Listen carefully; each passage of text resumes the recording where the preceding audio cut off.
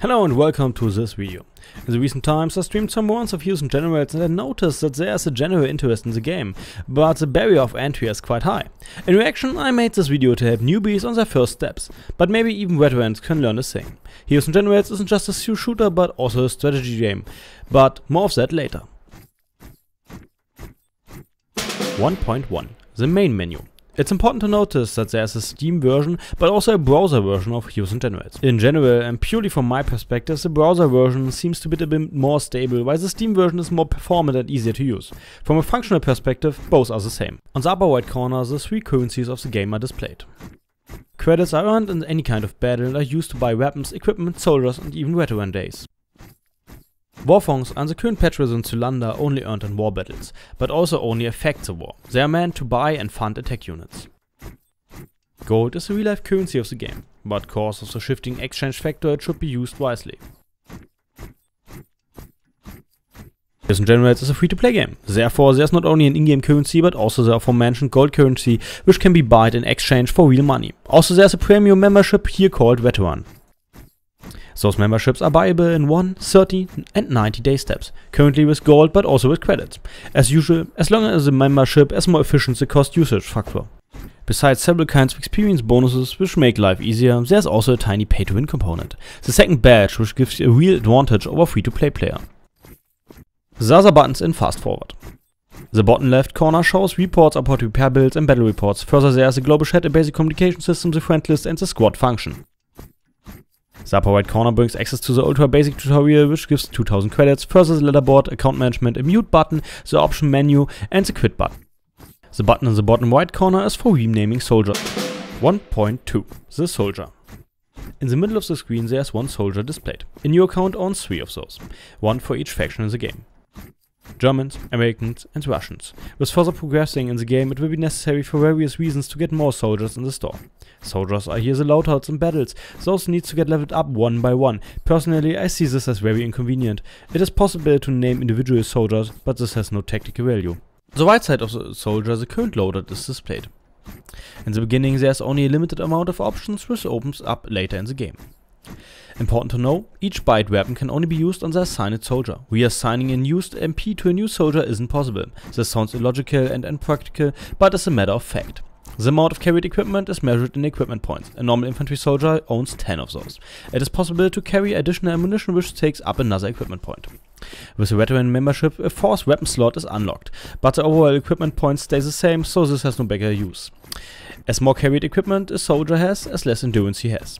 There is an advantage in leaving up equipment points. Besides the equipment there are the badges. In other games we would name those as perks. Those are maybe the strongest change in a single soldier, makes a difference between seasoned players and newbies. Single badges are unlocked via the corresponding progress ribbon.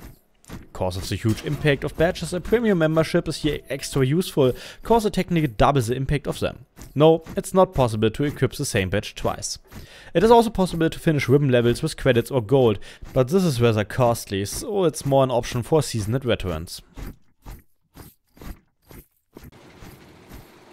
Running to the front is lame. The same is true for biking. And the truck as well. Therefore, we need our own vehicle. A normal infantryman has a choice between 3 vehicle types. The Jeep or the Kübelwagen. The motorcycle with and without side wagon. And also the armored personal carrier which also doubles as mobile spawn point.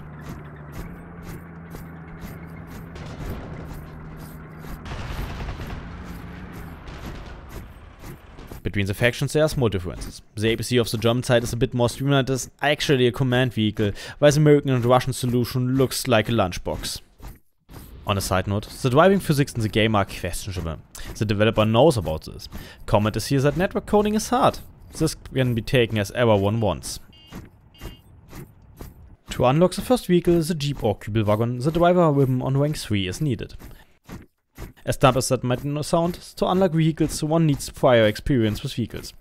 There are 2 options here, either hacking a vehicle or driving with the truck to the front. The own vehicle can be equipped with a supply chest. I recommend the Medic 1 here and only for special soldiers the ammunition chest. Very important here, activate auto repair. In the lower part of the main menu, the progress bar is visible. With a normal infantry soldier, it is possible to change the army branch with increasing level. I recommend strongly to not do this with your first soldier. Heroes and Generals is designed as in a way that every army branch has specific spawn tickets. If there is no pilot spawn, there is no playing as pilot. Overall, there are 6 classes. You go in with the standard infantry guy, which is present in almost every battle. There is nothing special about this. With rank 6, the carrier as pilot stands open. More details about this in another video. Important to notice, the plane has to be walked separately. Rank 7 makes it possible to become a paratrooper. Paras are quite rare in war battles cause they are expensive in the upkeep. More about this later. With reaching of rank 9, you can become a member of the reconnaissance unit deep behind enemy lines. Normally this leads to a lifeless sniper. The developers note that this isn't the only task of a Recon. The Recon has special vehicles which might not be available in every fight. On a side note, shots about 200 meters give bonus XP.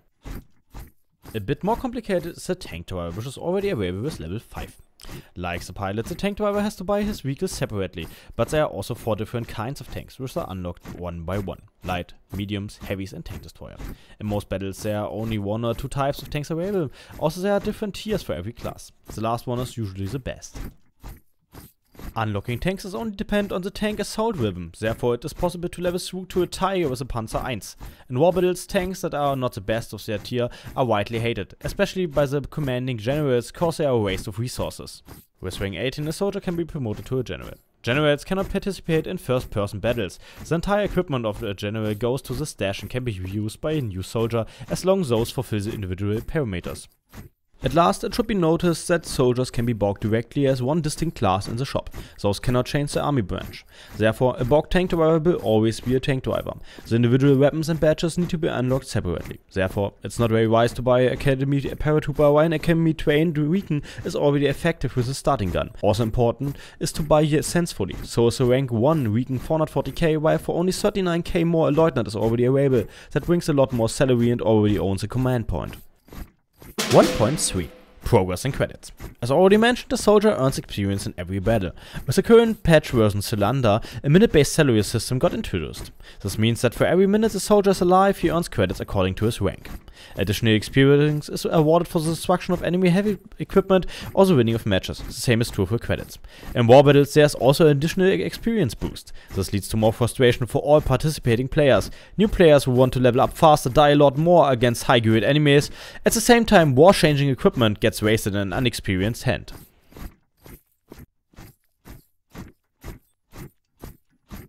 Different kinds of weapons and equipments are unlocked through ribbons. Those are normally pretty straightforward. MP Assault is for example leveled through the use of machine pistols. Needed are those ribbons mostly to unlock higher tier gear. As German, one needs for example Infantry Assault 5 for the MP34, which then levels up MP Assault to 9 for the MP40. This progress can be enhanced with ribbon boosters. Those are available in the shop. 1.4 Weapons. Therefore, there are a lot of toys to make taking lives worthy. Except a few, every weapon can be modified with increasing prowess with one weapon. They can be enhanced with non-standardized parts. This makes it possible to personalize a well-loved gun a bit further. A rifle, for example, can be modded for a rate of fire or raw firepower. Very important to notice, modifications are costly in repair. For example, one shot of my Carabiner 98 costs 60 credits. Further, there's equipment like grenades that cost like 200 credits each, or H3 Haftorladung against tanks for 350 per unit. Whoever spams grenades and then whines about money is a bringer of his own misery. Apart from most explosives, the individual rifles and pistols are specific for their assigned faction. The Sturmgewehr 44 is highly precise in mid-distances, but lacks the rate of fire the American M1 M2 carbine brings to the table. Russian machine pistols usually have a big clip, but lacks the precision German or American models have, which makes them superior in close quarter combat. 1.5 Matchmaking. The maybe important parts of the game happens before one shot is fired, the matchmaking. There are 2 types of battles, so-called stage battles and war battles. Stage battles can only be found with a matchmaker and are usually found within seconds or at most minutes. It is important to choose the right soldier for the matchmaking. If one wants to fly, one should take a pilot as soldier. Till reaching to level 5 with the first soldier, there are only stage battles available. War battles are different. A lot different. I need to explain a bit more here. Every war battle has, as the name suggests, influence on the ongoing war. Before joining a war battle, one must choose one of the 3 factions. It is possible to find war battles with 3 methods. First, you could trust the matchmaker, but this usually leads to high waiting time. Second, a battle can be chosen directly with the battle picker, or third, scrolling over the map and looking out for promising battles. Again, if there are no weaken spawns in that place, for example, you cannot play as weaken. Even more important to know, every infantry spawn, every motorcycle, every tank and every plane got paid by someone. Every plane you crash into the ground is a grey hair for the commanding general. Every lost battle is stabbed into the heart. Therefore, the decision to join war battles should be overthought truly. Further, war is inherently unfair. There can be battles against the entire 5th Panzer Army while their own side only has soldiers on bicycles. This can and will happen. A lot. 1.6. In-game. We made it! We are in the game, but we haven't spawned yet. Before starting, a bit of theory first. There are 2 different kinds of normal battles, assaults and defenses. Assaults have the goal to capture all main control objectives. Alternatively, one can murder the entire enemy defense force. There are 30 minutes to execute either task. If at reaching the end time at least one objective point is held by the assault team, the battle will go on indefinitely till all or none objective points are held. The defense sits on the other side of the fence. He can either win by holding all objectives till time runs out, or by closing all access points of the attackers. Usually this isn't that simple. There's also a third kind of battle, so-called skirmishes. Goal is here to control the majority of all control points till enough victory points are amassed. Zone spawn cannot be captured here. General rule of thumb is that the spawn near points are easier to capture and hold. As big as the difference in control points is, as fast as the victory comes near. If one controls 3 and the opponent 0 control points, the game can be over in under 5 minutes.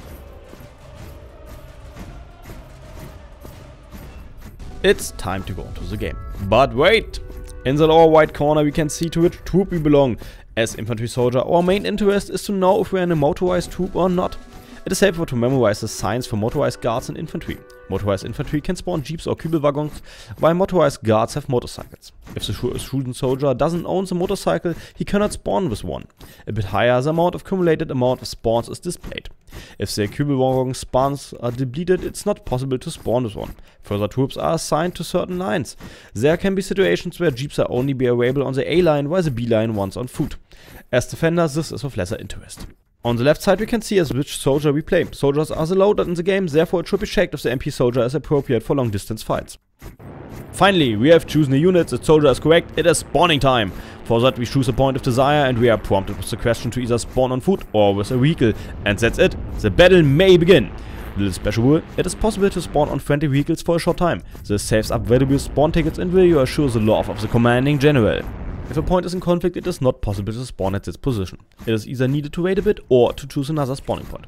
Exceptions are here the objectives and access points which have an emergency spawn, which usually lies a bit offside. Something that also happens a lot are enemies that are already camped in the emergency spawn and will shoot you in the back. 1.7. Closing. This was the introduction, of course only a limited amount of information, but this should reduce a bit of confusion. The final tip, the first weapon a newbie gets is a semi-automatic rifle. It is strongly advised to buy the first unlocked ammunition to bring the damage a bit over 50%. This makes it possible to two-shot at least some enemies.